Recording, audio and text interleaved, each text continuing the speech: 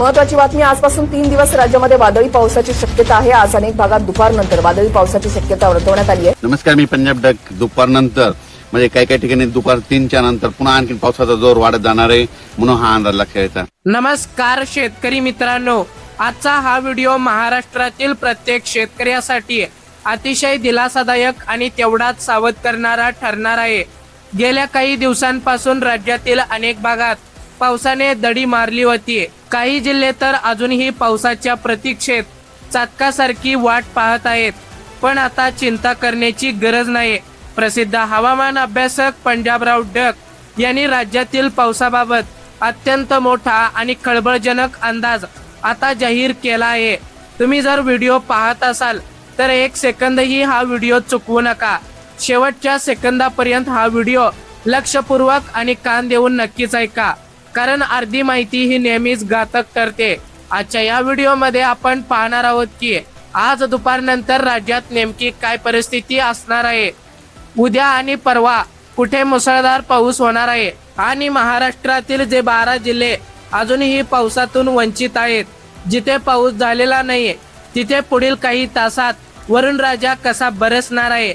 चला तर मग सविस्तर माहितीला सुरुवात करूया. शेतकरी मित्रांनो, सर्वप्रथम आपण जाणून घेऊया की सध्या राज्यात काय परिस्थिती आहे. काल रात्रीपासूनच राज्याच्या काही भागांमध्ये पावसाने जोरदार बॅटिंग सुरू केली आहे. विशेषतः परभणी जिल्हा आणि बीड जिल्ह्यामध्ये काल रात्रभर मुसळधार पाऊस झाला आहे. अगदी नदी नाले ओसंडून वाहतील असा पाऊस तिथे पडला आहे. सध्या देखील या भागांमध्ये पाऊस सतत सुरू आहे. पण आता खरी बातमी पुढे आहे.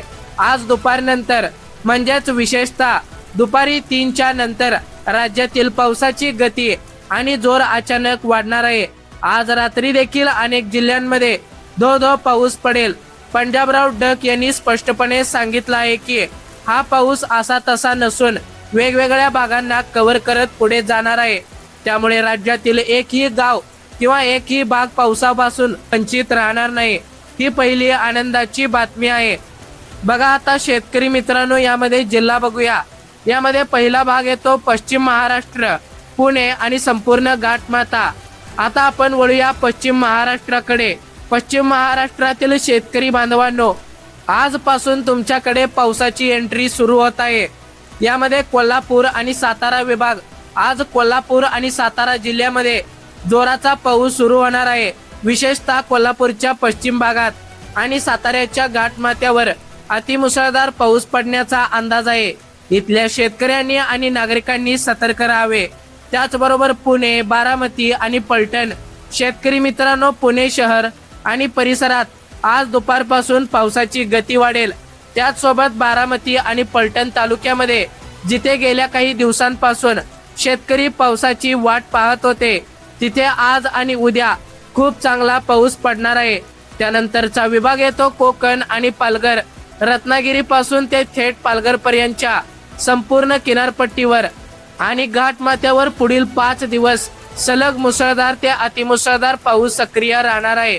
त्यानंतरचा दुसरा विभाग येतो मराठवाडा. मराठवाड्यातील माझ्या शेतकरी बांधवांनो, तुमच्यासाठी प्रसिद्ध हवामान अभ्यासक पंजाबराव डक यांनी दिलासा दिला आहे.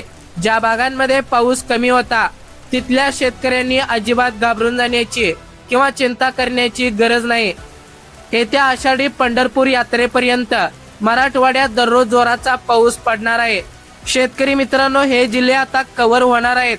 यामध्ये विशेषतः परभणी, हिंगोली, नांदेड, जालना, छत्रपती संभाजीनगर, धाराशिव, लातूर आणि बीड या सर्व जिल्ह्यांमध्ये दररोज वेगवेगळ्या तालुक्यात पाऊस हजेरी लावणार आहे.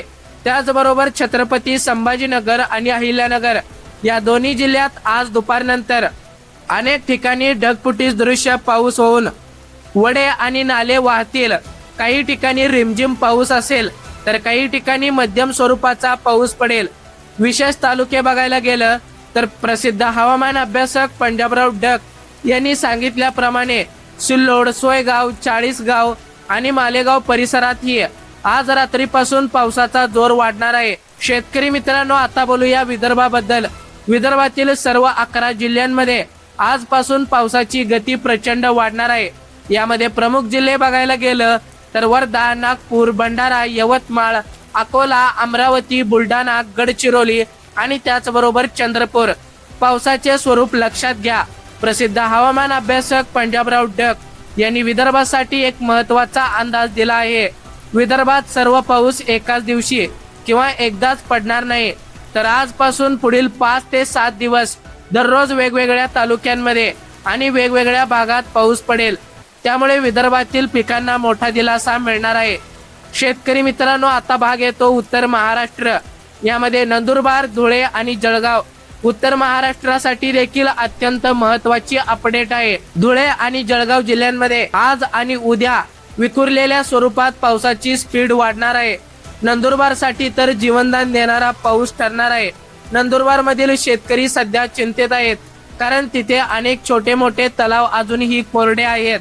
पण पंजाबराव डक यांच्या अंदाजानुसार आठवड्याच्या उत्तरार्धात पुढील 4 ते 5 दिवसात नंदुरबार जिल्ह्यात मुसळधार पाऊस सुरू होईल. या आठवड्याच्या शेवटी होणारा हा पाऊस नंदुरबार जिल्ह्यातील कोरडे राहिलेले सर्व तलाव पूर्णपणे भरून काढेल.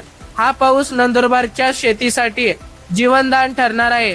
बघा आता शेतकरी मित्रांनो, आता आपण त्या विषयाकडे वळूया ज्याची तुम्ही आतुरतेने वाट पाहत आहात. महाराष्ट्रातील असे 12 जिल्हे आहेत जिथे अजूनही म्हणावासा पाऊस झालेला नाहीये किंवा काही भाग पूर्णपणे कोरडे आहेत. यामध्ये सोलापूर, सांगली आणि विशेषतः आटपाडी, सांगोला, पंढरपूरचा काही भाग, तर धुळे, जळगाव, नंदुरबार, छत्रपती संभाजीनगरचा काही भाग, अहिल्यानगरचा काही पट्टा आणि विदर्भातील अकोला, अमरावती, बुलढाणा तसेच मराठवाड्यातील लातूर व धाराशिवचे काही तालुके समाविष्ट आहेत. या 12 जिल्ह्यातील शेतकऱ्यांसाठी पंजाबराव डक यांनी स्पष्ट शब्दात सांगितलं आहे की तुम्ही अजिबात घाबरू नका. पुढील काही तासात म्हणजेच आज रात्रीपासून ते येत्या 2 ते 3 दिवसात या कोरड्या राहिलेल्या 12 जिल्ह्यांमध्ये पावसाची जोरदार एंट्री होणार आहे. सोलापूर जिल्ह्यातील पंढरपूर, सांगोला आणि सांगलीच्या आटपाडी या भागात जिथे पाऊस कमी होता तिथे येत्या पंढरपूर यात्रेपर्यंत दररोज जोराचा पाऊस पडेल. त्यामुळे विहिरींची पाणी वाढण्यास मदत होणार आहे. तसेच उत्तर महाराष्ट्रातील कोरड्या भागांना पुढील 4 दिवसात मुसळधार पाऊस कव्हर करणार आहे. त्यामुळे 12 जिल्ह्यांची पावसाची प्रतीक्षा आता या ठिकाणी संपलेली आहे. मुंबई, नाशिक आणि धरणांची स्थिती कशी असणार आहे, तर बघा आता किनारपट्टी आणि मुंबईकरांसाठी एक महत्त्वाची सूचना. मुंबई आणि ठाणे परिसरात पुढील 5 दिवस पाऊस सुरूच राहील. मात्र खऱ्या अर्थाने चालू आठवड्याच्या शेवटच्या 3 ते 4 दिवसांमध्ये मुंबई, ठाणे आणि पालघरच्या बोईसर पट्ट्यात अतिमुसळधार ते मुसळधार पाऊस पाहायला मिळणार आहे. या मुसळधार पावसामुळे नाशिकच्या त्र्यंबकेश्वर परिसरात पूरसदृश्य परिस्थिती निर्माण होऊ शकते. गोदावरी नदीला मोठा पूर येईल. गंगापूर धरणात पाण्याची मोठी आवक होईल. अहिल्यानगर जिल्ह्यातील भंडारदरा आणि निळवंडे धरण क्षेत्राच्या कॅचमेंट एरियामध्ये म्हणजेच वरच्या भागात चालू महिन्याच्या शेवटच्या आठवड्यात धो पाऊस होणार आहे, ज्यामुळे ही दोन्ही धरणे वेगाने भरण्यास मदत होईल.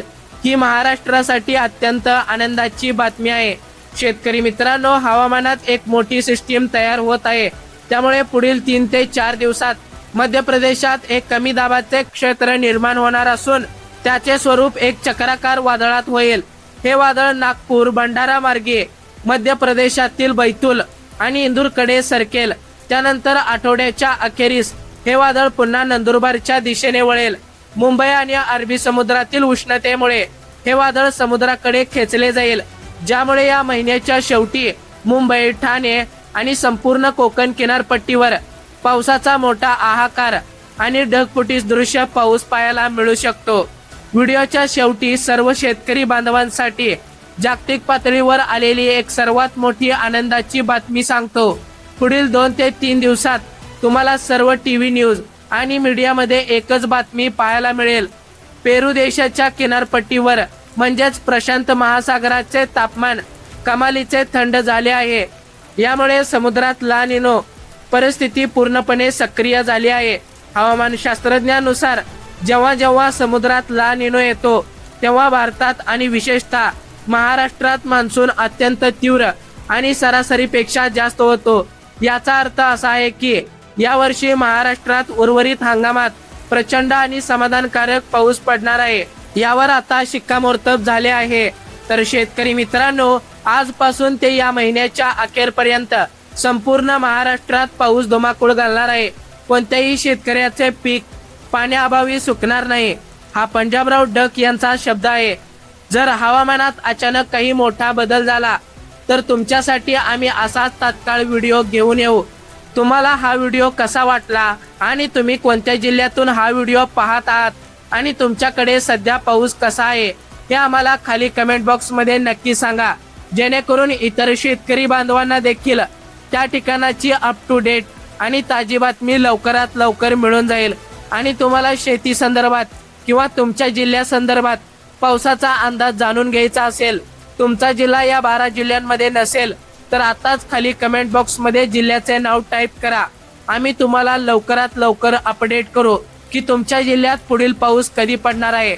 अशाच हवामान अंदाजासाठी महत्त्वपूर्ण माहितीसाठी आताच आपल्या बोलगड्या मराठी या यूट्यूब चॅनलला सबस्क्राईब करा. भेटूया पुन्हा एकदा अशाच माहितीपूर्ण व्हिडिओ सोबत. तोपर्यंत जय हिंद, जय महाराष्ट्र.